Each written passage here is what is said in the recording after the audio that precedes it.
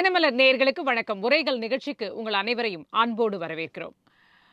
டாஸ்மாக் கடைகள்ல திடீரென்று ஒரு குறிப்பிட்ட நிறுவனத்தோடைய மதுபானங்களை கூடாது, இனிமேல் விற்பதற்கு தடை அப்படின்னு டாஸ்மாக் நிர்வாகம் அறிவிக்கிறது ஆகஸ்ட் 13ஆம் தேதி. ஆனால் 14ஆம் தேதியே அந்த தடை அப்படிங்கிறது நீக்கப்பட்டு அந்த நிறுவனத்தோட மதுபான வகைகள் மீண்டும் விற்பனை செய்யப்படுகிறது டாஸ்மாக் கடைகள்ல அப்படின்றத பார்க்கிறோம். ஆகஸ்ட் 13 இந்த தடை உத்தரவு, ஆகஸ்ட் 14 அது நீக்கம் அப்படின்றத பார்க்கிறோம். என்ன நடந்தது, எதனால் நடந்தது அப்படின்னு பார்த்தோம்னா, மத்திய உணவு பாதுகாப்பு தர கட்டுப்பாட்டு நிர்ணயம் பண்ணக்கூடிய அந்த ஆணையமானது அவங்க வந்து அந்த நிறுவனத்தோட என்ரிகா என்டர்பிரைசஸ் அப்படின்ற அந்த நிறுவனத்தோட ஆலைகள்ல சென்று சோதனை பண்ணும் பொழுது அந்த மதுபானம் வந்து தரம் குறைவாக இருக்கிறது, இது குடிப்பதற்கு உகந்ததாக இல்லை அப்படின்ற ஒரு விஷயத்த சொல்லி கடிதம் எழுதுறாங்க டாஸ்மாக் நிறுவனத்திற்கு ஆகஸ்ட் 11. அதை தொடர்ந்து தான் 13க்கு இவங்க தடை உத்தரவு போடுறாங்க அப்படிங்கிறத பார்க்கிறோம். ஏன் ஒரே நாள்ல இந்த உத்தரவு நீக்கப்பட்டது, இதனுடைய பின்னணி என்ன அப்படின்ற கேட்டாக்க ஒரு மர்மமாக தான் இருக்கு, ஒரு புரியாத புதிரா இருக்கு. ஒவ்வொரு பக்கமும் ஒவ்வொரு மாதிரியான இன்ஃபர்மேஷன் இது தொடர்பாக வருது. அதை இந்த எஃப்எஸ்எஸ்ஏலயே என்ன சொல்றாங்கன்னா, அவங்களே 30 நாள் கால அவகாசம் கேட்டாங்க. வந்து அந்த அந்த ஒரு குறிப்பிட்ட நாள்ல தான் அப்படி இருந்தது, அவங்க கால அவகாசம் கேட்டாங்க அதனால அப்படின்ற ஒரு விஷயத்த அவங்க சொல்றாங்க. இந்த சைடு வந்து இந்த மதுவிலக்கு தீர்ப்பா அந்த சைடுல வந்து அந்த துறை சார்ந்த அவங்கள கேட்டாக்க, அதிகாரிகளை கேட்டாக்க, நாங்க ஆணையம் இந்த சொல்லுச்சு அதனால நாங்க தடை போடணும்னு சொல்லி அவங்களுக்கு அமிச்சோம். அதுக்கப்புறம் என்ன நடந்ததுன்னு எங்களுக்கு தெரியாதுன்ற ஒரு விஷயத்த அவங்க பதிவு பண்றாங்க. ஸோ உண்மையிலே என்ன நடந்தது, அதாவது மதுபானத்தை பத்தி ஒரு பெரிய யாருமே கண்டுக்கலையா, அது தொடர்பாக அக்கறை செலுத்தலையா, இல்லை இதுக்கு பின்னாடி ஏதாவது மீண்டும் எதெல்லாம் வெளிப்படைத்தன்மையோடு இந்த அரசு இயங்கும் எல்லாவற்றிலும் அப்படின்னு சொன்னாங்களே, அந்த வெளிப்படை தன்மையெல்லாம் இப்போ காணாமல் போய்விட்டதா இந்த விஷயத்தை பொறுத்த வரைக்கும்? ஏன் இது வந்து ஒரு மர்ம முடிச்சாக புரியாத புதிராக இந்த விஷயம் திகழ்கிறது? சரி, மதுதானே குடிக்கிறாங்க, அதை பற்றி ஏன் அக்கறை கொள்ளணும் அப்படின்ற ஒரு நிலைமை இருக்கிறதா, இல்லை இதுக்கு பின்னாடி வேற ஏதாவது லாபி இருக்கா அப்படின்னு பேச வேண்டி இருக்கிறது. இது தொடர்பாக தான் இன்னைக்கு பேச இருக்கோம்.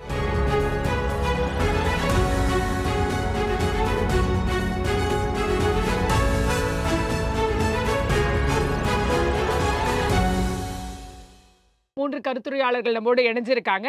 முதலாவதாக அரசியல் விமர்சகர் திரு ஜெகதீஸ்வரன் அவர்கள் நம்மோடு இணைஞ்சிருக்காங்க. வணக்கம் சார். மற்றும் பார்த்தோம்னா டாஸ்மாக் விற்பனையாளர் நலச்சங்கத்திலிருந்து திரு பாரதி அவர்கள் நம்மோடு இணைஞ்சிருக்காங்க. வணக்கம் சார். மற்றும் போன் வழியா நம்மோட இணைஞ்சிருக்காரு டாஸ்மாக் கடை ஊழியர்கள் மாநில சம்மேளன சங்கத்திலிருந்து திரு திருச்செல்வம் அவர்கள். வணக்கம் சார். திருச்செல்வம் சார், உங்ககிட்ட இருந்து தான் ஆரம்பிக்கிறேன். திருச்செல்வம் சார், நீங்க சொல்லுங்க. அதாவது டாஸ்மாக் நிர்வாகத்திடமிருந்து ஒரு குறிப்பிட்ட கம்பெனியோடைய மது வகைகளை விற்க கூடாது அப்படின்னு தடை வந்துச்சா? 13ஆம் தேதி தடை வந்து 14ஆம் தேதி தடை நீக்கப்பட்டதா? ஆமாங்க. அதுல என்ன உங்களுக்கு சந்தேகம் இருக்கிறதா, நிறைய டவுட்ஸ் இருக்கிறதா நீங்க சொல்லியிருக்கீங்க. என்ன டவுட்ஸ் இருக்கு உங்களுக்கு அதுல? அதாவதுங்க, இப்போ வந்து இப்ப நம்ம சொல்லக்கூடிய 11 மது வகைகள், குறிப்பாக என்ட்ரிக்கான ஒரு மது உற்பத்தி நிறுவனத்தில் வந்து இவங்க கொள்முதல் செய்யப்பட்ட மது வகைகள், அது வந்து உணவு தரம் மற்றும் பாதுகாப்பு துறையினால வந்து அது அதனுடைய மூலப்பொருள் சந்தேகத்தின் அடிப்படையில் அவங்களுக்குள்ள புகார் அடிப்படையில் டாஸ்மாக் நிர்வாகம் கடைகளுக்கு ஒரு ஓரல் இன்ஸ்ட்ரக்ஷன் கொடுத்தாங்க. இந்த வகையான இந்த பிராண்ட், இந்த குறிப்பிட்ட கம்பெனியுடைய பிராண்டுகளை நீங்க சேல் பண்ணாதீங்க அப்படின்னு ஓரல் இன்ஸ்ட்ரக்ஷன் கொடுத்தாங்க. சரி, அது கொடுத்தாங்க. அந்த உணவு பாதுகாப்பு துறை என்ன அடிப்படையில இது வந்து நாட் ஃபார் சேல், உணவுக்கு உகந்தது அல்ல என்று சொன்னாங்களா, என்ன பண்ணாங்கன்னு உணவு தர கட்டுப்பாட்டு துறையினுடைய ரிப்போர்ட் என்னன்னு இவங்க டாஸ்மாக் இதோட அரசாங்கம் சொல்ல மாட்டேது. என்ன அடிப்படையில இதை வந்து விற்கக்கூடாதுன்னு உணவு தர கட்டுப்பாடு துறை சொல்லிச்சு. இன்னொன்னு ஏற்கனவே என்னன்னா, ஒவ்வொரு மது ஆலையிலும், மது உற்பத்தி ஆலையிலும் தமிழ்நாடு அரசுடைய மதுவிலக்கு துறையினுடைய அதிகாரிகள் கண்காணிப்பு பார்த்துக்கிட்டு இருக்காங்க. சரி. குறிப்பாக என்ட்ரிகா நிறுவனத்துல ஒரு டெப்டி கலெக்டர் ரேங்க்ல உள்ள ஒரு ஆபீசர் இந்த மது உற்பத்தி மூலப்பொருள் பயன்படுத்துறது, அந்த ப்ரொடக்ஷன் கண்காணிக்கிற ஒரு அதிகாரி இருக்காங்க. அந்த அதிகாரி வந்து ஒரு பேட்ச், ஒரு ஒரு ஒரு ஷிப்ல உற்பத்தியான அந்த மது வகைகளை அதை வந்து சாம்பிளுக்கு வந்து பைனான்சியல் சயின்ஸ் டிபார்ட்மெண்ட் அனுப்புவாங்க, தட அறிவியல் துறைக்கு அனுப்புவாங்க. சரி. அந்த தர அறிவியல் துறை இதனுடைய மூலப்பொருள் எல்லாம் பரிசோதனை செய்துட்டு அது அனலைஸ் ரிப்போர்ட் கொடுக்கும். இது வந்து தரமா தான் இருக்குது, மூலப்பொருள் கரெக்டா இருக்குது, ஆல்கஹால் கண்டென்ட் கரெக்டா இருக்கு. ஆகவே இது வந்து நீங்க வந்து ரிப்போர்ட் அனலைஸ் ரிப்போர்ட் கொடுத்த உடனே இந்த அதிகாரி இதை வந்து மேனுபேக்சரிங் ஃபேக்டரியில இருந்து குடோனுக்கு அனுப்பி விடுவாங்க. சரி. அப்படி அனுப்பப்பட்ட இந்த 11 வகைகள், அதாவது அரசாங்க கண்காணிப்பு அதிகாரி இருந்தோம், தர அறிவியல் துறையினுடைய ரிப்போர்ட் இருந்தோம், இப்போ திடீர்னு வந்து அந்த மது வகைகள் தரமற்றது என்று உணவு தர கட்டுப்பாட்டு துறை சொன்னதன் முறையில இவங்க அதை சேல் பண்ணக்கூடாதுன்னு சொல்றாங்க. சரி, இன்னமும் அந்த தடை இல்லதானே? 14ஆம் தேதி அந்த தடை நீக்கப்பட்டு என்ன இப்ப எங்களுக்கு என்னன்னா, அந்த தர கட்டுப்பாடு உணவு கட்டுப்பாட்டு துறை வந்து என்ன சொல்லிச்சு, என்ன அடிப்படையில் நீங்க வந்து சேல் பண்ணாதே இன்ஸ்ட்ரக்ஷன் கொடுத்தீங்க, ஏன் திடீர்னு வந்து வித்ரா பண்ணிட்டீங்க அதை? சரி, அதுல வந்து ஒரு வெளிப்படை தன்மையா இல்லன்னு நீங்க சொல்ல வரீங்க, அப்படித்தானே? வெளிப்படைத்தன்மை இல்ல. நாங்க தொடர்ந்து இந்த அரசாங்கம் இந்த கவர்மெண்ட் இல்ல, இப்ப கடந்த கால ஆட்சி தான் நாங்க என்ன சொன்னா, டாஸ்மாக் கொள்முதல் செய்யக்கூடிய மது வகைகளை தரத்தை பரிசோதனை கூட இல்லை. அரசு டாஸ்மாக் நிறுவனம் ஒரு பரிசோதனை கூட வைக்கலையே. நீங்க கிராமங்களில் இருக்கக்கூடிய இன்னைக்கு முதலமைச்சர் அறிவிச்சிருக்காருல, பால் விலை உயர்த்திருக்கிறாரு விவசாயிகளுக்கு. ஆமா, கொள்முதல் விலை உயர்த்தப்பட்டிருக்கிறது. உயர்த்திருக்கிறாரு. அந்த பால் சொசைட்டிகளில நீங்க வந்து விவசாயி எடுத்து வந்து அந்த சொசைட்டி கொடுக்கும் போது அதோட கண்டென்ட் பார்ப்பாங்க. பால் மீட்டர் ஒன்று இருக்கும். சரி. அந்த பால் மீட்டர் வச்சுதான் அந்த தரத்தை பரிசோதிப்பாங்க. அதாவது நீங்க பரிசோதனைக்கு பிறகு வந்த மது வகைகளை ஏன் விற்க கூடாதுன்னு சொல்றாங்க அப்படின்னு கேக்குறீங்க இல்லையா? ரைட். இப்ப இதுக்கு என்ன தீர்வு இருக்க முடியும் நீங்க நினைக்கிறீங்க? ஏன்னா வழக்கமா ஏதாவது இந்த மாதிரி முன்னாடி நடந்திருக்கா கடந்த ஆண்டுகள்ல? கடந்த ஆட்சிகள் நடந்திருக்கு. குறிப்பாக அந்த வீரம் ஒரு மது வகை இன்றைக்கு புதுசா இன்ட்ரோடியூஸ் பண்றப்போ அதோட தரம் பெரிய அளவுக்கு வாதத்துக்கு உள்ளப்பட்டது. அது வந்து கொள்முதல குறைச்சிட்டாங்க போன அரசாங்கம். சரி. இந்த வீரன்ற மது வகைய அதுவும் எந்திரிக்கா நம்மளுடைய கொஸ்டின் என்னன்னா, நீங்க வந்து உணவு தர கட்டுப்பாட்டு துறை இதனுடைய மூலப்பொருளுடைய இது வந்து சந்தேகப்படுறது போது நீங்க வந்து வாய்மொழியாக கடையில விற்க கூடாதுன்னு நம்ம ஏன் அது வந்து ரிட்டர்ன் கடையில இருந்து ஏன் வந்து ரிட்டர்ன் எடுக்கல குடோனுக்கு? இல்ல, அவங்க சுவையூட்டிகள் மாறி இருக்குது அப்படின்றதுனாலதான் அதை தடை செய்ய சொல்லியிருக்காங்க. ஒரு 30 நாள் கால அவகாசம் அந்த கம்பெனி கேட்டிருக்காங்க. அதனால அந்த தடை நீக்கப்பட்டிருக்கிறதுன்னு சொல்றாங்க. மது மேடம் இது கூல்ட்ரிங்க்ஸ் இல்ல மேடம், இந்த கூல்ட்ரிங்க்ஸ் இல்ல, கொக்கோகோலா கிடையாது. மது உடலுக்கு கேடானது. அதுல வந்து நீங்க ஒரு மத்திய அரசுடைய உணவு தர கட்டுப்பாடு துறை ஒரு புகார் தெரிவிக்கிறா, சீரியஸா பாக்கணும்ல, இதுக்கு பார்க்க வேண்டிய விஷயம். இல்ல எங்க தவறு நிகழ்ந்திருக்கும்னு நீங்க நினைக்கிறீங்க இதுல? அதாவது இவங்க மானிட்டர் கேட்பா, கண்காணிப்பு இல்ல. வரக்கூடிய மது தனியார் முதலாளி உற்பத்தினா அவங்க லாபம் தான் பார்ப்பாங்க. அப்ப அவங்க வந்து உற்பத்தி பண்ண மது தரத்தை பொருளா இருக்கு குடோனுக்கு வந்தவொடனே டாஸ்மாக அரசாங்க பொருளா மாறும்போது அது ஏன் நீங்க மானிட்டர் ரீசெக் பண்ண மாட்டீங்க? திருச்செல்வம் சார், இப்ப இந்த கண்காணிப்பு நடவடிக்கைகள் சரியா இல்லன்னு சொல்றீங்க. இது சரி பண்றதுக்கு என்ன பண்ணணும்னு நினைக்கிறீங்க? கண்காணிப்பு அது லேப் ஒவ்வொரு குடோனு லேப் வைக்கணுங்க. நீங்க மேனுபேக்சரிங் ஃபேக்டரியில இருந்து வந்தவொடனே குடோனுக்கு நீங்க வந்து இன்புட் ஆனவொடனே அதை வந்து சாம்பிள் பார்க்கணும். சாம்பிள் பார்க்கறதுக்கான மெக்கானிசம் இல்ல. எப்பயுமே இல்லதானே? எப்பயுமே கிடையாது. அதுதான் நாங்க தொடர்ந்து குற்றச்சாட்டுறோம். நீங்க வந்து மதுவுடைய அந்த ஆல்கஹால் கண்டென்ட் சரியா இருக்குதா சரியா இல்லையான்னு மானிட்டர் பண்றது கூட அக்கறையற்ற அதிகாரிகள், அரசு அதிகாரிகளா இருக்காங்க. அது கொடுத்தா எது கொடுத்தாலும் குடிச்சிட்டு போவான்னு ஒரு ஏளனம் தானே உங்களுக்கு இருக்குது ஆபீஸுங்க. இது தொடர்பா ஏதாவது கோரிக்கை வச்சிருக்கீங்களா ஏற்கனவே? கடுமையா நாங்க வந்து போன ஆட்சியில கடுமையா நாங்க வந்து விமர்சனம் பண்ணிருக்கோம். இதுல வேற ஏதாவது இல்ல, இதுல ஏதாவது வேற ஏதாவது விஷயங்கள் இருக்க கூடுமா? ஏதாவது ஆமா, இதுல என்னன்னா என்ரிக்கான்ற ஒரு நிறுவனம் அதோட லாபி வந்து இப்ப நீங்க சோசியல் மீடியால போட்டுட்டீங்க. டெல்லி கெஜ்ரிவாலுடைய அந்த மது லாபில இவங்களும் சம்பந்தப்பட்டவங்க. கெஜ்ரிவால் மனோஜ் சிசோடியா இந்த அலிகேஷன் இருக்கு பாருங்க. சரி. அது உட்பட்ட நிறுவனம். இது தரம் எப்படின்றது வந்து நான் ஒரு அரசு அதிகாரி, ஒரு டெப்டி கலெக்டர் நான் பார்ப்பேன், தர அறிவியல் துறை பார்ப்பேன். அதுக்கு மீறி உணவு பாதுகாப்பு துறை வந்து இதுல பாதுகாப்பு நிறுவனம் வந்து இதுல சரியில்லைன்னு சொல்லுவோம். நான் வந்து வாய்மொழியா விற்காது சொல்லுவேன். அப்புறம் 24 hours வித்துக்குன்னு சொல்லுவோம். இல்ல இல்ல இல்ல ஒரு ஒரு குறிப்பிட்ட நேரத்துல அதாவது குறிப்பிட்ட தினத்தன்று போய் எஃப்எஸ்எஸ்ஏ அங்க போய் செக் பண்றாங்க. அன்னைக்கு அது வந்து அங்க இருக்கிற பேட்ச் வந்து தரமற்றதுன்னு கண்டுபிடிக்கிறாங்க.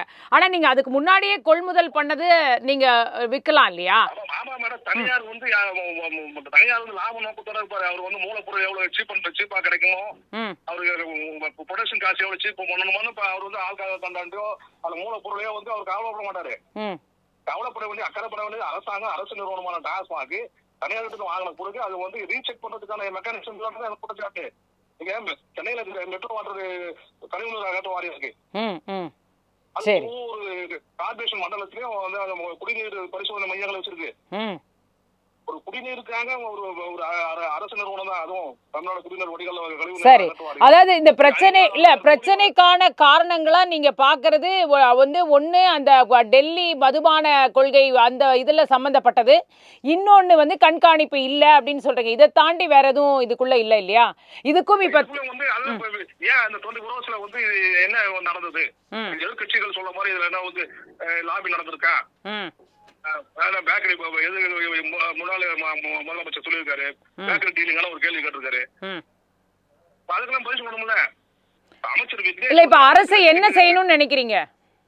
அப்போ இந்த புகார் வந்த பிறகு அந்த அனைத்து மது பாட்டுகளையும் அந்த குறிப்பிட்ட மது வகைகள் 7-11 வகையாகவும் திரும்ப பெற்று அது வந்து பரிசோதனை கூடத்துக்கு அனுப்பிச்சு அது வந்து விற்பனைக்கு உகந்ததான வந்து மறு பரிசோதனை பண்ணணும். அது இப்ப பாரதி சார்ட்ட நான் கேட்க நினைக்கிறது, திருச்செல்வம் சொல்றாரு கண்காணிப்பு இல்லை. அதாவது தடய அறிவியல் துறை ஒரு மதுபான வகை உள்ள வருதுன்னா அதோடைய குவாலிட்டி செக் பண்ணி எங்களுக்கு இது வந்து ஓகே அப்படின்னு பண்ணதுக்கு அப்புறம் தான் எங்க குடோன்ல வந்து எல்லா மதுபானமும் வரும் அப்படின்னு வந்து சொல்றாரு. ஆனா முறையான கண்காணிப்பு இந்த மது வகைகள் விஷயத்துல ரொம்ப காலமாகவே இல்லை அப்படின்ற ஒரு குற்றச்சாட்டை அவர் வைக்கிறாரு. நீங்களும் அப்படிதான் பாக்குறீங்களா? அப்படிதான் நம்ம இவ்வளவு நாளா டாஸ்மாக்ல விற்பனைங்கிறது இப்படி ஒரு ஒரு இதாதான் நடந்துட்டு இருக்கா? யாருமே இந்த குவாலிட்டியை பத்தி பெருசா யோசிக்கிறது இல்லையா? நிச்சயமா மேடம். இப்போ என்னன்னா 13/8/2026 உத்தரவு வந்து டாஸ்மாக் டிபார்ட்மெண்ட் வந்து போடுறாங்க. உத்தரவு வந்து யார் இஷ்யூ பண்றாங்கன்னா, எதை அடிப்படையில் இஷ்யூ பண்றாங்கன்னா, உங்களுக்கு வந்து ஏற்கனவே கடிதம் கொடுத்திருக்கிற அடிப்படையில் தான் இஷ்யூ பண்றாங்க.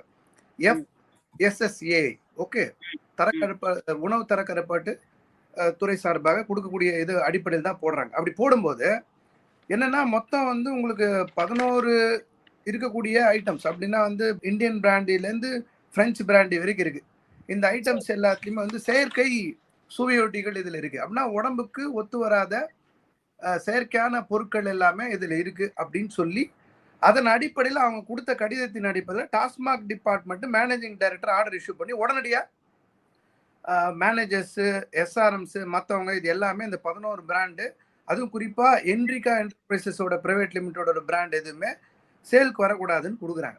கொடுத்த பிறகு கரெக்டாக 14ஆம் தேதி திருப்பி ஆர்டர் என்ன இஷ்யூ பண்ணுறாங்கன்னா, commissioner of prohibition and excise இவங்க வந்து டாஸ்மாக் டிபார்ட்மெண்ட்டுக்கு அனுப்புகிறாங்க. அனுப்பும்போது உடனடியாக நாங்கள் ரிவோக் பண்ணிடுறோம், ரிவோக் பண்ணதை வந்து எடுத்துக்கோங்க. இப்போ என்னன்னா ரிவோக் எப்படி பண்ணாங்க, எப்படி செயற்கை சுவையூட்டி இருந்தது, எப்படி ரிவோக் பண்ணாங்க, எந்த பேசிஸ்ல பண்ணாங்கன்னு எந்த விதமான தகவலும் இல்லை. அமைச்சர் அவர்கள் என்ன சொல்றாருன்னு தான் ரொம்ப முக்கியமானது. ஏன் வந்து இந்த மாதிரி தரங்கள் எதுவுமே வந்து சரிபார்ப்பது இல்லை, அதை வந்து கண்டும் காணாம இருக்காங்க.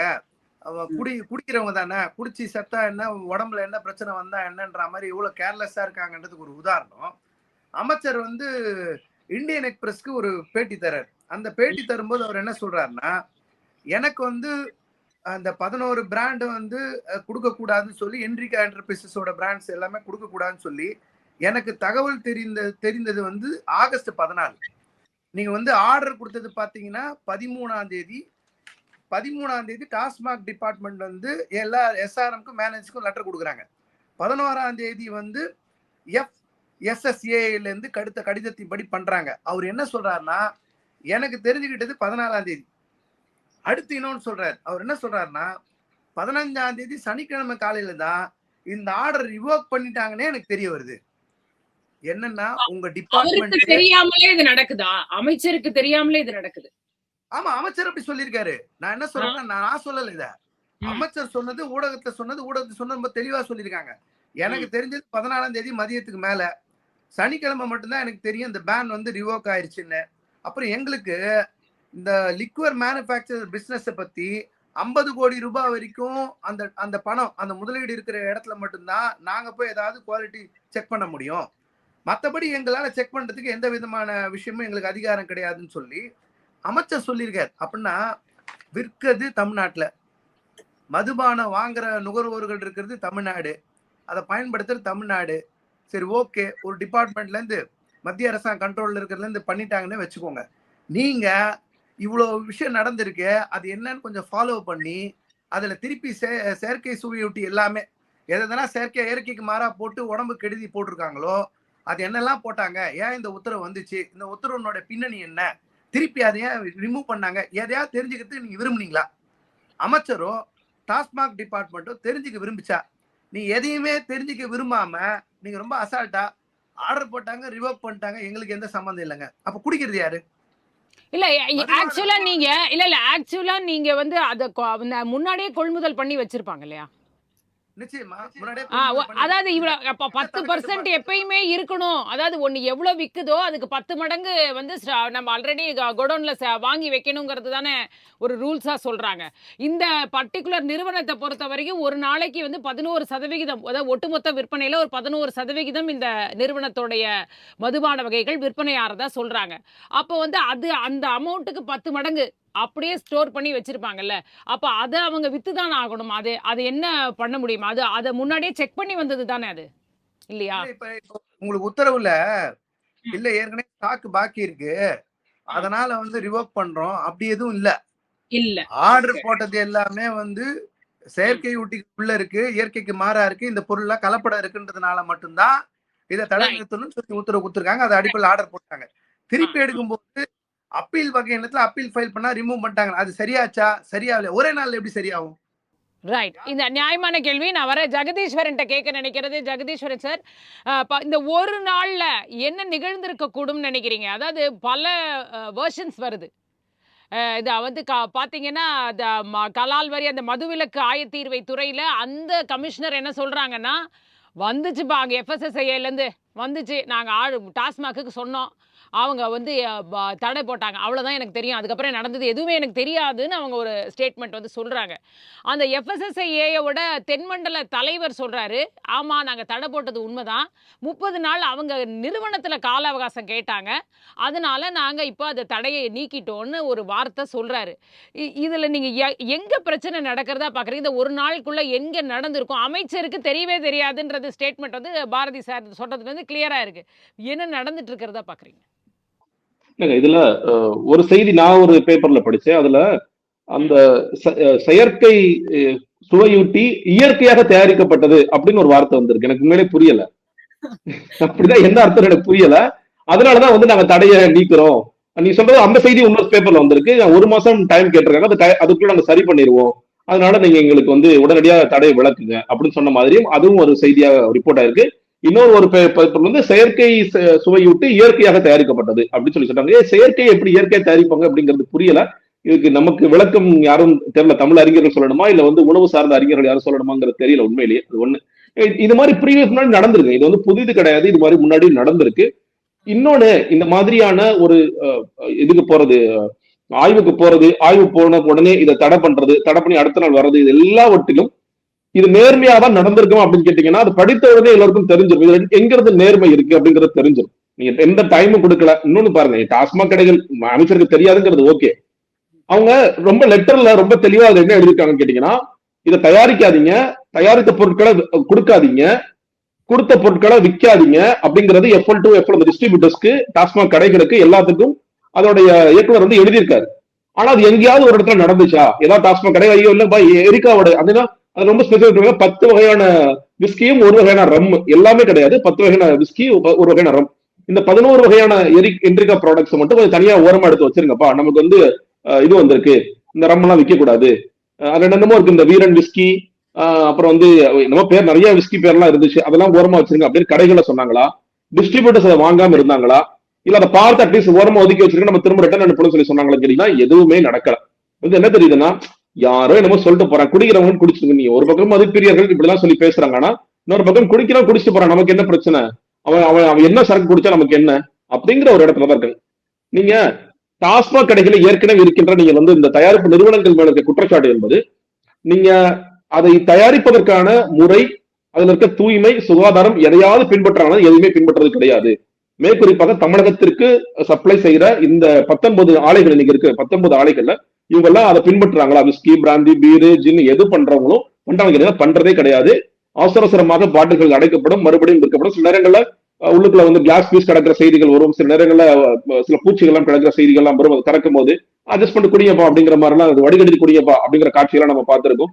இந்த மாதிரிதான் இருக்கும். இன்னொரு அந்த ஃபார்முலா இருக்கு, ஒவ்வொன்றுக்கு விஸ்கிக்கு ஒரு ஃபார்முலா, பிராந்திக்கு ஒரு ஃபார்முலா, எவ்வளவு ஆல்கஹாலிக் கண்டென்ட் இருக்கலாம், பியருக்கு எவ்வளவு இருக்கலாம், ஒயினுக்கு எவ்வளவு இருக்கலாம், அந்த கண்டென்ட்டே வந்து மாறுபடும். ஒரு 40% 41.7ங்கிற சிக்கல்லாம் நடுவில் வந்துச்சு. பெரிய அளவில் ஒன்றும் நடக்கல. நீங்க அதுக்கு பிறகு உடனே தடை பண்ணிருக்கணும். அப்ப இந்த ஆல்கஹால் கண்டென்ட் அதிகமாகிறதுனால இவங்களுக்கு எவ்வளவு பெரிய நோய் ஏற்படுது. இன்னொன்னு, நீங்க குடிப்பவர்களுக்கு சிராசிஸ் போன்ற நோய்கள் அதிகமாக ஏற்படுது. அதுக்கு மிக முக்கியமான காரணம் இந்த ஃபார்முலா எதுவுமே ஃபாலோ பண்ணாம பண்றாங்க. ஏன்னா சில பேர் சொல்லுவாங்க, இந்த இங்கிலீஷ் சரக்குல பாத்தீங்கன்னா ரொம்ப கரெக்டா அதெல்லாம் ஃபாலோ பண்ணுவாங்க, பிரிட்டிஷ் காலத்துல இருக்கலாம் நல்லா பண்ணாங்க, இன்னைக்கு அதெல்லாம் எந்த ஒரு இதுவும் பண்றது. அப்போ இல்ல, அப்ப சாராயம் காய்ச்சறது கள்ளச்சாராயத்துக்கும் அப்ப இதுக்கும் என்ன வித்தியாசம்? நம்ம கள்ளச்சாராயம், விஷச்சாராயம், என்னென்னமோ ஒவ்வொன்றுக்கும் ஒரு பேர் சொல்றோம். அப்ப ரெண்டுமே ஒரு பெரிய ஒண்ணும் எந்த விதத்துலயும் எதுவுமே சேஃப் இல்லையே. அப்புறம் நம்ம டாஸ்மாக் இல்லைன்னா கள்ளச்சாராயம் அப்படியே ஆறா ஓடும் அப்படின்ற ஒரு காரணங்கள்லாம் சொல்றோம். அப்ப அந்த காரணமே இங்க வலுவிழந்து போகுது இல்லையா? உண்மைதான் சொல்றேன். நீங்க வந்து அது யாராவது போய் அந்த ஆலைகள்ல இது எப்படி தயாரிக்கப்படுகிறது, இது ஒழுங்காக பின்பற்றப்படுகிறது. நீங்க இன்னொரு பிரச்சனை கேட்டீங்கன்னா, இன்னைக்கு ஆவின் பால் நம்ம வந்து கொள்முதல் பண்றாங்க. இன்னைக்கு கூட கொள்முதலுக்கு விலையெல்லாம் ஏற்றிருக்கிற முதல்ல ஒரு அறிவிப்பு எல்லாம் கொடுத்திருக்காரு. அதுலயே வந்து ப்ராசஸிங் யூனிட்ஸ் எல்லாம் எவ்வளவு நம்ம நார்மலா சாப்பிடுற உணவு வகைகள்லயே என்ன இருக்குன்னு தெரியாம தான் நம்ம இன்னி வரைக்கும் வந்து சாப்பிட்டுக்கிட்டு இருக்கோம்ன்றதுதான் யதார்த்தம். சாப்பிட்டு இருக்கோம். நீங்க நடுவுல வந்து உச்சநீதிமன்றம்லாம் எவ்வளவு கடுமை காட்டுச்சுன்னா, பால்ல தண்ணி கலந்துனா உடனே தூக்கில போடக்கூடாதுன்னு கேட்டுச்சு. உன்னை குழந்தைகளுக்கு கொடுக்குற பாடல் நீங்க வந்து தண்ணி கலந்தீங்கன்னா உடனே தூக்கில போடக்கூடாது, அதுல வந்து கலப்படம் பண்றதுக்கு எவ்வளவு நீங்க எல்லாம் எவ்வளவு பெரிய மோசக்காரர்கள் அப்படி சொல்ல பேசிச்சானா ஏதாவது மாறுச்சா? இல்ல. அதான் என்னன்னு கேட்டீங்கன்னா, இந்த மாதிரி நிறைய கேள்விகள் எல்லாம் கேட்கப்படுகிறது. சோ பாலுக்கே அந்த நிலைமை அப்படிங்கும் போது இந்த டாஸ்மாக் இந்த ஆலைகளுக்கு எல்லாம் போய் யாராவது போய் ஆய்வுக்கு உட்படுத்துறாங்கன்னா உட்படுத்தல. அது ஒரு தனி செப்பரேட்டான விஷயம். ஆனா இது ஒரே நாள் தடை நீக்கப்படுகிறது நிச்சயமாக. ஒன்று, நான் இது குற்றச்சாட்டை தான் வைக்கிறேன், FSSAI இருக்கிறவர்களுக்கும் இந்த நிறுவனத்திற்கும் அண்டர்ஸ்டாண்டிங் இருக்கணும். ஒண்ணு, ஏன்னா ஒரே நாள் தடை நீக்கிருச்சு, 30 நாள் அட்ஜஸ்ட் பண்ணி செஞ்சிருப்பா, சரி பண்ணிக்கப்பா, சரி பண்றதுக்கு என்ன ஃபீஸோ ஃபீஸை கட்டு, ஃபீஸ் சொல்றது இல்லீகலா நடந்துக்கூடிய வாய்ப்புகள் இருக்கிறது. இது நானே பொறுப்பேற்றுக்கிறேன், அதுக்கு வாய்ப்புகள் இருக்கிறது. இரண்டாவதாக என்னன்னு கேட்டீங்கன்னா, இது வந்து நம்மளுடைய டாஸ்மாக் கடைகள்ல இது ஏதேனும் ஒரு இடத்தில் இது ஏன்னா டாஸ்மாக் கடை இயக்குனர் கடிதம் எழுதுகிறார் என்றால், அவர் அப்ப எவ்வளவு ஸ்டாக்கை தடுத்து வச்சீங்க, எவ்வளவு ஸ்டாக் போகாம பாத்துக்கிட்டீங்க அப்படிங்கறத எங்கேயாவது ஃபாலோ பண்ணாருன்னா ஃபாலோ பண்ணல. இன்னொன்னு, ஒரே நாள் நமக்கு ஒரு சமூக ஆர்வலராக ஒரு பத்திரிகையாளராக உங்களுக்கு கேள்வி வருது, எப்படியா ஒரே நாள் இது மாத்துவீங்க, ஒரே நாள் எப்படியா மறுபடியும் சப்ளை பண்ணுங்க கேள்வி வருது இல்ல. அந்த கேள்வி டாஸ்மாக் நிறுவனத்துக்கு ஏன் வராம போச்சு? உடனே கேள்வி வந்திருக்கணும்ல. எப்ப ஒரே நாள் மாத்துறாங்களே, அப்ப அவங்களுக்குள்ள அண்டர்ஸ்டாண்டிங் வந்துருச்சா அப்படிங்கிறதா, இல்ல நம்மளும் ஒரு அண்டர்ஸ்டாண்டிங் பண்ணிக்கலாம், நம்மளும் ஒரு டீலிங் பண்ணிக்கலாங்கிறதாங்கிறதா மக்களுடைய பார்வை கேள்வியாக வரும். நீங்க எதுவுமே மாறல, நீங்க தடை போட்டு அடுத்த நாளே வந்து விற்பனை பாடு ஜரூரா நடந்துட்டு இருக்கும். அந்த ஏன்னா இந்த ஆலைகள்ல போய் கொள்முதல் பண்ணுவது யார்?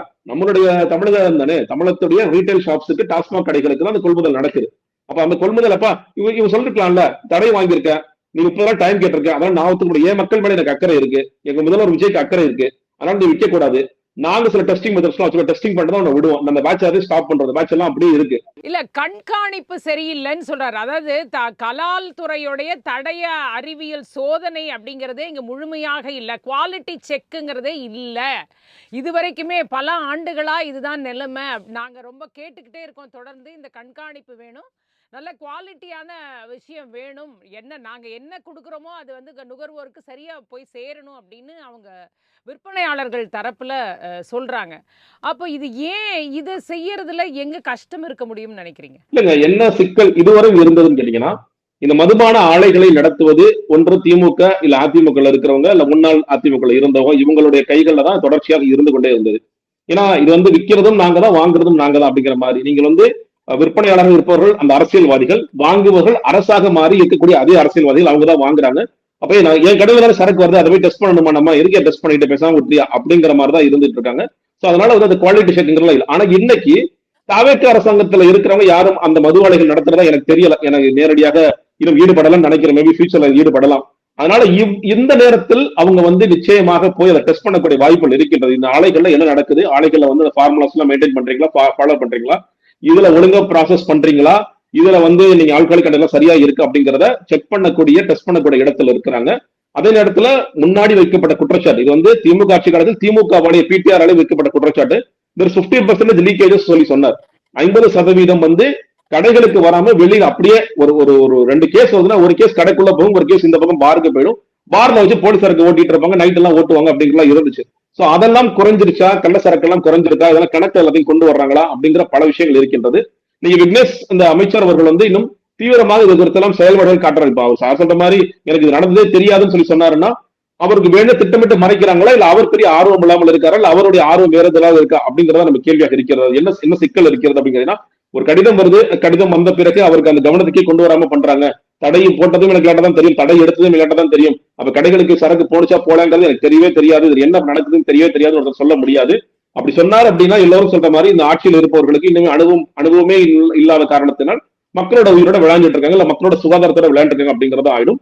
நிச்சயமாக கண்காணிக்க வேண்டிய இடத்தில் அவர்கள் இருக்கின்றார்கள். இன்னொன்னு இப்போ முன்னாடி சொன்னேன், இப்போ வந்து எஃப்எஸ்எஸ்ஐக்கும் இவர்களுக்கும் ஏதாவது ஒரு டீலிங் இருக்குன்னா இந்த அமைச்சருக்கோ இல்ல தாவேக்கவிற்கும் இவர்களுக்கும் ஏதாவது டீலிங் போட்டுட்டாங்களா, மறைமுகமான டீலிங் ஒப்பந்தம் ஏதாவது போட்டுட்டாங்களா அப்படிங்கறத நம்ம கேள்விக்கு உட்படுத்தணும். ஏன்னா உண்மையான அக்கறை இருந்திருந்தால் அவர்கள் இல்ல ஸ்டாப் பண்ணுவேன், ஸ்டாப் பண்ணி நான் வந்து டெஸ்ட் பண்ணிட்டு அதற்கு பிறகு நான் அதை உங்களை உள்ள விடுறேன் அப்படின்னு சொல்லியிருந்தாங்க பரவாயில்ல. இல்லங்க எங்கள்கிட்ட என்ன கேக்குறீங்க, தடை போட்டதும் எஃப்எஸ்எஸ்ஐ எடுத்ததும் எஃப்எஸ்எஸ்ஐ அப்படின்னு ஒருத்தர் சொல்றாருன்னா அது தப்பிப்பதற்கான வழியே தவிர நீங்க வந்து ரொம்ப இரஸ்பான்சிபிளா இருக்கீங்க, அக்கௌண்டபிலிட்டி எடுத்து எப்படி ஒரு தலைவர் எதுக்கும் அக்கௌண்டபிலிட்டி எடுக்க மாட்டாரோ அதே மாதிரி நானும் அக்கௌண்டபிலிட்டி எடுக்க மாட்டேங்கிற இடத்துல நீங்களும் சொல்றீங்க. பாரதி சார், அதாவது இப்ப பார்க்கும்போது எப்பயும் முன்னாடி கூட இதே மாதிரி நடந்திருக்கா? என்னைக்காவது ஒரு தடவை இது நல்லா இல்ல, தரமற்றது, இதை நிறுத்திடுங்க அப்படின்னு சொல்றதும், அடுத்த தடவை அதை இல்ல இல்ல சரியா இருக்கு இதை கண்டினியூ பண்ணுங்கன்னு சொல்றதும், இது வழக்கமாக நடைபெறக்கூடிய ஒன்று தானா? இல்ல அப்படி எல்லா நேரத்திலயும் வர்றதில்ல. சார் சொன்ன மாதிரி அதுல பூச்சி இருந்திருக்கு, மத்தது இருக்கு, அந்த மாதிரி இருக்கு. அதே நேரத்துல வந்து பொருட்கள் வந்து கலப்படம் பண்ணி தொழிலாளிங்க விற்பனையாளர் விற்கிறாங்கன்ற மாதிரி பொய்யான சார்ஜஸ் சொல்றதும் உண்டு. சில நேரத்துல கம்பெனிக்காரங்களே அந்த மாதிரி கலப்படம் பண்ணி அதை விற்பனையாளர் மேல சுமத்துவதும் உண்டு. லாப சம்பாதிக்கலாம் பண்ணுன்னு வச்சுக்கோங்க, அவங்க கலப்படம் வந்து பண்ணி கொடுத்தாங்கன்னா அந்த ஒரிஜினல் சரக்கை விட அது கம்மியான லெவல்ல பண்ணி கொடுத்தா யாருக்கு எதுவும் தெரிய போறது இல்ல. சாப்பிட போறான், குடிக்க போறான், அவங்களுக்கு எதனா ஆனா யாரும் கேள்வியும் கேட்க போறது இல்ல. ஏன்னா அரசு மதுபானம் வாங்கி குடிச்சா அது வந்து விஷம் கிடையாது. நீ வெளில வித்தாங்கன்னா அது சாராயம், விஷம், கள்ள சாராயம். நீங்க மதுபான கடை வித்தாங்கன்னா குடிச்சு குடிச்சு உடம்பு செத்துட்டாரு, குடிச்சு உடம்பு கெட்டு போய் இறந்து போயிட்டாரு. இப்படிதான் ஒரு விஷயம் வரும். ஆனா இது மூடி மறைக்கப்பட்ட உண்மை. இது பின்னாடி வந்து 60,000 கோடி ஆண்டுக்கு வருமானம் வருதுன்னா, 50,000 தாண்டுதுன்னா, ஒரு பெரிய நிதி சுமையை இது தாங்கி பிடிக்குதுன்னா, இந்த நிதி சுமையை தாங்கி பிடிக்கக்கூடிய ஒன்று விற்பனையாளர்கள், இதுல பணியாளர்கள், அடுத்துதான் இருக்குது பொதுமக்கள். இதை வாங்கி மதுபானத்தை குடிக்கிறவங்க. இவங்க யாருக்குமே, குறிப்பாக இது மதுபான பிரியர்கள் எல்லாருக்குமே உடம்புக்கும் மற்றதுக்கும் கேடானது. இந்த மாதிரி ஒரு விஷயம் இருக்கும்போது இவ்வளவு கவனம் இல்லாமல், இவ்வளவு அக்கறை இல்லாமல் இருக்கிறவங்க இவங்க தான் ஆன்லைன் சேல்ஸ் பத்தி பேசுறாங்க. ஆன்லைன் சேல்ஸ் மூலமாக வியாபாரத்தை அதிகரிக்கணும், வந்து நடக்கக்கூடிய எக்ஸ்ட்ரா சார்ஜஸ் வாங்குறத வந்து தடுத்து நிறுத்தணும். அதனால வந்து நாங்க ஆன்லைன் சேல்ஸ் கொண்டு வந்து எல்லாத்தையும் வந்து ஸ்ட்ரெயிட்டா அவங்க வந்து கடையில இங்க வீட்டுல உட்காந்த இடத்துல ஆர்டர் போடுவாங்க, ஸ்ட்ரெயிட்டா வந்தாலும் கடையில வாங்கிட்டு போடுவாங்க.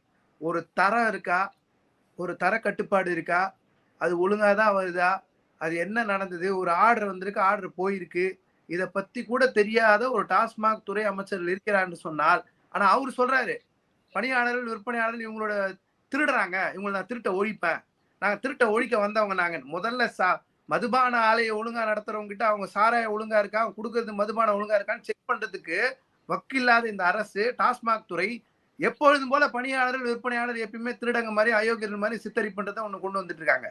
சரி, டாஸ்மாக் இல்ல இந்த இடத்துல டாஸ்மாக் நிர்வாகத்திற்கும் அமைச்சருக்குமான அந்த கோஆர்டினேஷன் இல்லையா?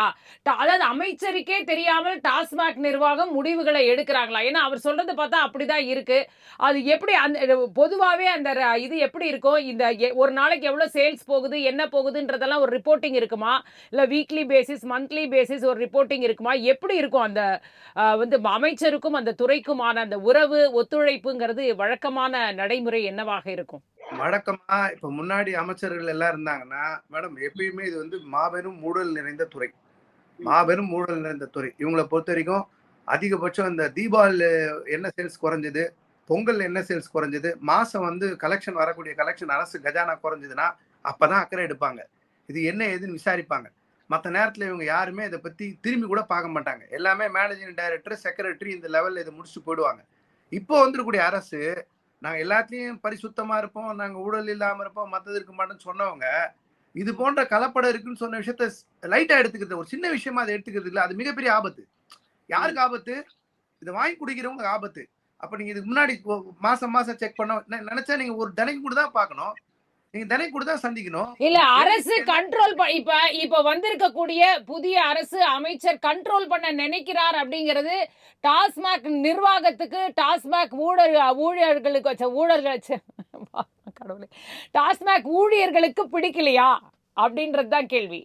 ஏன்னா ஒருவேளை இந்த கண்ட்ரோல் பிடிக்காம இந்த மாதிரியான விஷயங்கள்லாம் நடக்குதா அமைச்சருக்கே தெரியாம, அமைச்சருக்கு ஒரு களங்கம் ஏற்படுத்தக்கூடிய ஒரு முயற்சியில ஈடுபட நினைக்கிறதா டாஸ்மாக் நிர்வாகம்? அப்படியா? என்னன்னா இப்போ உதாரணம் ஒண்ணு சொல்றேன். இன்னைக்கு வந்து சட்டப்பேரவையில நம்ம மதிப்புக்குரிய முதல்வர் சொல்லியிருக்காரு, எம்எல்ஏக்களாக்கு ஒரு கார் கொடுக்குறோம், உதவியாளர் கொடுக்குறோம், பெட்ரோலுக்கு எரிபொருளுக்கு 75,000 தரோம், உதவியாளருக்கு 25,000 தரப்போறோம். யாருக்கு? உதவியாளருக்கு. எம்எல்ஏக்கு உதவியாளருக்கு 25,000 தரப்போறோம். டாஸ்மாக்ல 23 வருஷம் இந்த கஜானாவை நிரப்பி இவங்களுடைய இந்த 75,000, எம்எல்ஏக்கு 1,05,000, உதவியாளருக்கு 25,000 கொடுக்குறவங்க இப்ப 25,000 சம்பளமே இல்லையா? யார் கேட்கறது? உங்க சட்டமன்ற உறுப்பினர் கொடுக்கக்கூடிய காசு கூட இவங்க சார் அவர் சொல்லும் போது சொன்னாரு, அது வந்து டாஸ்மாக் ஊழியர்களுக்கு எவ்வளவு சம்பளம் இன்னைக்கு விஜய் அவர்கள் அறிவித்திருக்க பத்தி சொன்னாரு. அதுல என்ன ஒரு பியூட்டினா, இந்த எம்எல்ஏக்கள்ல எனக்கு தெரிஞ்சு ஒரு 80% அவர்கிட்ட ஏற்கனவே கார் இருக்கும், ஏற்கனவே உதவியாளர்கள் இருப்பாங்க. அவர்களுக்கு ஒரு பக்கம் வந்து நாங்கள் செலவுகளை குறைக்கக்கூடிய அரசாங்கம் சொல்லி சொல்றாங்க, தனி டாபிக் தான், பட் சொல்றேன். பட் ஆனா அவங்களுக்கு மேற்கொண்டு காரை கொடுக்குறாரு, செலவிடத்திற்கு பணமும் கொடுத்து, மாடு கொடுத்து, பால் கொடுத்து, கறவை மாடு கொடுத்து இந்த மாதிரி பண்ணிட்டு இருக்காரு. அது என்னங்கிறது புரியல. அப்ப டாஸ்மாக் நிறைய பேர் புதுசு, சாதாரண பின்புலத்துல இருந்து நிறைய பேர் வந்திருக்காங்க, ரொம்ப புதுசுன்றதுனால அப்ப தேவைப்பட்டவங்க மட்டும் கொடுங்க. சாதாரண பின்புலத்துல இருந்து வந்தவங்க, ஏங்க சாதாரண பின்புலத்துல வந்தவங்க அபிடவிட்ல எடுக்கலாமா? இது இந்த நரேட்டிவ் எவ்வளவு நம்மளும் சொல்லி நம்பிட்டே இருக்க போறோம். சாதாரண பின்புலத்தில் இருந்து கோடீஸ்வரர்களுக்கு கம்மியாக இருப்பவர்கள் எத்தனை பேர் தேவைக்கல நீங்க ஏடிஆர் ரிப்போர்ட் எடுத்து பாருங்க. கிரிமினல் குற்றங்கள் இல்லாதவர்கள், அதிகமான கிரிமினல் குற்றங்கள், அதிகமான கோடீஸ்வரர்கள் எல்லாமே தேவைக்கல தான் இருந்திருக்காங்க. நம்ம எல்லாருமே வந்து செலவு பண்ணாதவங்க, ரொம்ப எளிமையானவங்க, அவங்க எதுவுமே தெரியும் இப்படியே நம்ம சொல்றோம். இல்ல அது உண்மை இல்ல. நம்ம வந்து இதை டேட்டா பார்த்தோமா, அந்த நெரேட்டிவ்ல எல்லாருமே அதை பூத்திட்டே இருக்காங்க. தேவைப்பட வெற்றி கூட அதுதான். சோ இதுல என்னன்னா தேவைப்பட்டவங்க மட்டும் கொடுங்க. அதே அது டாபிக் வந்து இந்த டாஸ்மாக் ஊழியர்களுக்கு நல்ல சம்பளம் இருக்கா? இல்ல. அவங்க திடீர்னு ஒரு ரெஸ்ட் ரூம் போக முடியுமா? போக முடியாது. கடுமையான பிரஷர்ல ஒர்க் பண்றாங்க. நீங்க வந்து வாடிக்கையாளர் யாராவது கோவப்பட்டு அடிச்சாலும் அந்த அடியும் வாங்கிக்கணும், மேல இருக்க திட்டினாலும் வாங்கிக்கணும். ஒரு சரியான பணிச்சூழல் இருக்க, பணிச்சூழல் ரொம்ப மோசமான பணிச்சூழல். டாஸ்மாக் கடைகளை வேலை பார்க்கறோம் குடிக்காதவங்களா இருப்பாங்க. ஆனா குடியாரர்களோட மண்ணு கட்டணும், மதிப்போட மண்ணு கட்ட வேண்டிய அவசியம் இருக்கு. அப்படிப்பட்டவர்களுக்கு இந்த அரசாங்கம் அவங்களுக்கு ஏதாவது செய்யறாங்களா? இல்ல. நீங்க இன்னும் சொல்ல போனா இப்ப 10 ரூபான்னு சொல்லிட்டு இருந்தாங்க. அவங்க வந்து ஆனா 10 ரூபாய் எதற்கெல்லாம் உதவுதுன்னு சொல்லிட்டு இந்த அமைச்சரே சொன்னாரு. இந்த 10 ரூபாய்க்கு வாடகை கட்டுறாங்க, குடோனுக்கான செலவு மேற்கொள்றாங்க அப்படிங்கிற சொன்னாரு. அப்போ நீங்க இவர்களை டாஸ்மாக் ஊழியர்களை வாட்டி வதைக்கிற வேலைகள் நிறைய பார்க்கிறாங்க. அதே நேரத்துல இது டக்குன்னு இந்த மாதிரியான அறிவிப்புகள் எல்லாம், இது யாருக்காக இந்த அறிவிப்பு அப்படின்னு சொல்லி சொன்னீங்கன்னா, இது நிச்சயமாக ஏதோ டீலிங் நடந்திருக்கு. அந்த டீலிங் வந்து யார் இவங்களோட எஃப்எஸ்எஸ்ஐ அரசாங்கம் இந்த என்ட்ரிக்கா இது யாராருக்கெல்லாம் போயிருக்கு அப்படிங்கறதெல்லாம் ஒரு நாள் வெளிச்சத்திற்கு வரும். சார் நீங்க 2 விஷயங்கள சொல்றீங்க பாரதி சார். கண்காணிப்பு அப்படிங்கிறது நடக்கணும், அதே மாதிரி டாஸ்மாக் ஊழியர்களுக்கு நல்லது நடக்கணும் அப்படின்ற 2 விஷயத்தை முன்வைக்கிறீங்க. இது வந்து ஏன் நீங்க வந்து ஒரு கோரிக்கையா எடுத்துட்டு போக கூடாது? நீங்க வந்து இதை ஒரு அஃபென்சிவ் மோட்ல எடுத்துக்காம நீங்க ஏன் இதை வந்து ஒரு பெரிய கோரிக்கையா முதலமைச்சரை சந்திச்சு ஏன் வைக்க கூடாது? ஏன்னா கொஞ்சம் பேர் தான் போராட்டம் நடத்தினாங்க நம்ம பாக்குறோம். ரொம்ப ஒன்றும் முழுமையான ஒரு போராட்டமா அது வரல அப்படிங்கறதும் பாக்குறோம், ஊழியர்களுடைய போராட்டம். ஆனா ஊழியர்கள் வந்து போராட்டம் நடத்தி அந்த ஒரு கோபத்தை வச்சுக்கிட்டு ஒரு எதிர்வினையை காட்டுறதை விட ஒரு கோரிக்கை வச்சு அதை நிறைவேற்றிக்கலாம் இல்லையா? மேடம் அவங்க யாரும் மதிக்கிறதே இல்ல. பிரச்சனை என்னன்னா அவங்க என்ன நினைக்கிறாங்கன்னா, டாஸ்மாக் இப்ப வந்து ஒரு சில விஷயங்கள் உண்டு, இப்படிப்பட்டவங்க இப்படிதான் இருப்பாங்கன்ற மாதிரி இந்த டாஸ்மாக்ல வேலை செய்யறவங்க எல்லாருமே குற்றவாளிகள், இவர்கள் தான் வந்து நாட்டிலே மிகப்பெரிய திருடர்கள்ன்றது போல சித்தரிப்புல இந்த அரசாங்கம் இருக்கு. பிரச்சனை என்னன்னா அவங்க வந்ததுல இருந்து டாஸ்மாக் துறை மேலதான் எல்லா கவனம் செலுத்துறாங்க. இத்தனை கடையை நாங்க மூடிட்டோன்றாங்க, நாங்க 10 ரூபாய் ஒழிப்போன்றாங்க, 1 ரூபாய் விடாம ஒழிப்போன்றாங்க, பண்றாங்க. நீங்க அடிப்படையில் அவங்களுக்கு தேவையானது என்ன? உங்க தேர்தல் வாக்குறுதிப்படி ஒரு பணி இருந்துரும். நீங்க இன்னைக்கு உதவியாளருக்கு 25,000 ரூபாய் அறிக்கக்கூடிய உங்க வாயால உங்களுக்கு அறிவிக்கிறீங்களே, இந்த டாஸ்மாக் குடும்பம் எப்படி 15,000 ரூபாயில அந்த குடும்பம் ஒரு 4 பேர் கொண்ட குடும்பம் ஒரு வாடகை நடத்தி பொழைக்கொண்டதை பத்தி என்னைக்குனா யோசிச்சிருக்கீங்களா? அப்புறம் நாங்க கோரிக்கை வச்சிருக்கோம், மனு கொடுத்திருக்கோம். சார் இப்பதானே வந்திருக்காங்க சார். சார் இவ்வளவு ஆண்டு காலமா உங்களுடைய கோரிக்கை இது. ஆனா இன்னைக்குதான் உங்க கோரிக்கையை கேட்கறாங்க, அதுக்கு செய்வோம்னு ஒரு வாக்குறுதி கொடுக்கப்பட்டிருக்குன்னு நீங்க சொல்றீங்க. வந்து ஒரு 3 மாசம் தானே சார் ஆகுது. கடந்த காலத்துக்கு மேல நீங்க சொல்றீங்கன்னா நீங்க ஆட்சிக்கு வர வேண்டிய அவசியமே இல்ல.